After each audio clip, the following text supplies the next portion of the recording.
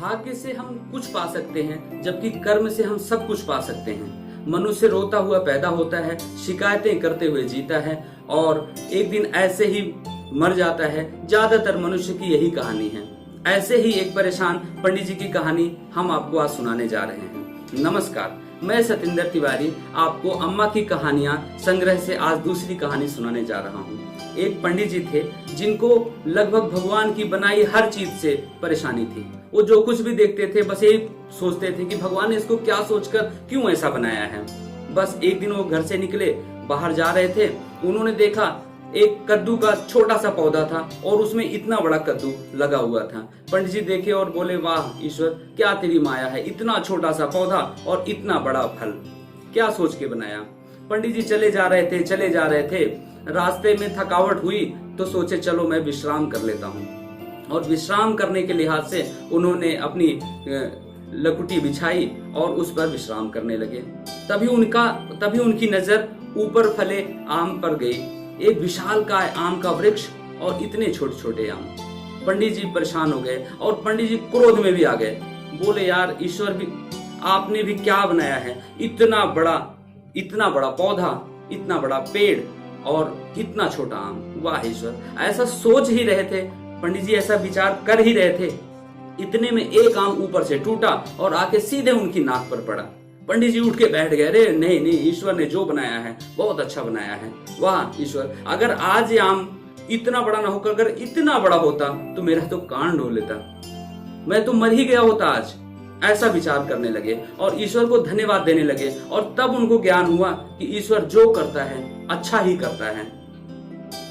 छोटे पौधे में बड़ा फल लगाए या बड़े पौधे में छोटा फल, क्या फर्क पड़ता है, लेकिन जो कुछ भी ईश्वर ने किया है बहुत ही अच्छा किया है। बाबा तुलसीदास जी ने यहाँ पे कहा है कि हुई है सोई जो राम रचि राखा, को करी तर्क बढ़ावे शाखा। यानी हमारे जीवन में वही होगा जो ईश्वर ने कर रखा है। लेकिन आगे उन्होंने ईश्वर के प्रति और मनुष्य यह मानकर न बैठ जाए कि जो कुछ होगा ईश्वर का होगा। कई बार हमारे कर्म पर भी बहुत कुछ आधारित होता है, या यूं कहे कर्म पर ही सब कुछ आधारित होता है। भाग्य पर कुछ चीजें भाग्य पर भी होती हैं। आगे तुलसीदास जी ने लिखा कि सकल पदार्थ है जगमाही, कर्महीन नर पावत नहीं। यानी इस संसार में सभी संपूर्ण सुख सुविधाएं, हर तरह की चीजें उपलब्ध हैं, लेकिन जो कर्महीन होते हैं, जो अकर्मण्य मनुष्य होते हैं, उनको वह चीजें नहीं मिलती और वो जीवन भर शिकायतें करते हुए रहते हैं। तो हमें कोशिश करनी चाहिए कि शिकायतों को दरकिनार करके और अपने कर्म पर ध्यान दें। अगर हमारा कर्म अच्छा होगा तो निश्चय ही फल अच्छा ही होगा। और अगर हमें ऐसे लगता है कि जो हमने कर्म किया उसके अनुसार, उसके अनुरूप हमें फल नहीं मिला, तो निश्चय ही ईश्वर ने हमें वह दिया है जो हमारी जरूरत का है। हमारे महान कवि श्री हरिवंश राय बच्चन जी ने कहा है कि मन का हो तो अच्छा और मन का ना हो तो और भी अच्छा। इसलिए कि अगर अपना सोचा हो गया तब तो ठीक है, अगर अपना सोचा नहीं हुआ तो जो होगा वो भगवान का सोचा होगा। और निश्चय आप मानिए कि जो भगवान सोचेगा वो हमेशा अच्छा ही सोचेगा और बहुत ही अच्छा सोचेगा। और हाँ साथियों, अगर अभी तक आपने हमारा चैनल सब्सक्राइब नहीं किया है तो कृपया करके आप हमारा चैनल सब्सक्राइब करें और बगल में बेल आइकॉन है उसको भी दबाएं, जिससे जब मैं नई वीडियो अपलोड हो तो आपको टाइमली जानकारी मिल जाए, नोटिफिकेशन मिल जाए।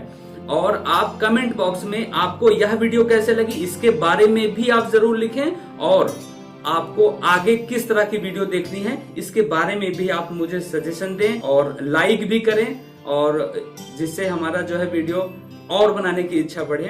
आपके लिए हम ऐसे ही रोचक वीडियोस लेके आऊंगा और अगली कहानी मेरी बहुत ही मस्ती भरी होगी और बहुत ही ज्ञानवर्धक होगी। आप अगले संडे को फिर से देखिएगा।